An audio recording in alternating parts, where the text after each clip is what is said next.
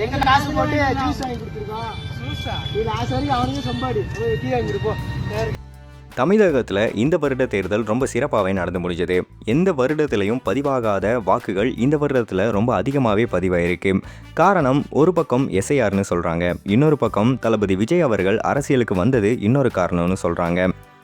தளபதி விஜய் அவர்களுக்கு இளைஞர்களோட ஆதரவு ரொம்ப அதிகமாகவே இருக்குது. அதன் காரணமாக தங்களோட வீட்டில் இப்போது சின்ன அரசியல் போறவே நடத்திட்டு வந்துட்டுருக்காங்க. இளைஞர்களோட தந்தை அம்மா வேறு கட்சியாக சேர்ந்தவங்களாக இருப்பாங்க.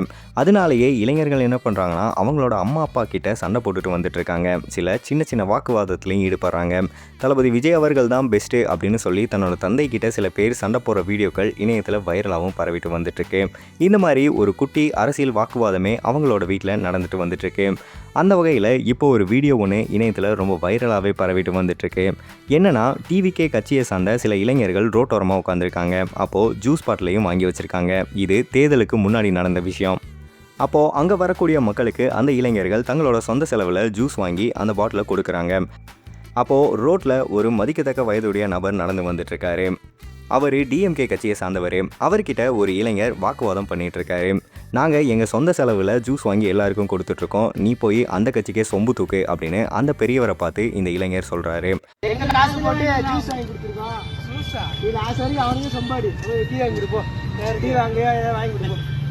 எங்களுக்கு அந்த புத்தி கிடையாது. 4ஆம் தேதி வரைக்கும் வயிறு 4ஆம் தேதி வரைக்கும் தம்பி அவரு உனக்கு எப்படி வேணா எங்க அப்பா பதிலுக்கு அந்த பெரியவரும் அந்த இளைஞர்கிட்ட வாக்குவாதம் பண்ணிட்டு இருக்காங்க. இப்படி ரோட்டில் சின்னதாக ஒரு சம்பவம் ஒன்று நடக்குது. இதை வீடியோவாகவும் ஒரு பெண் பதிவிட்டு இருக்காங்க.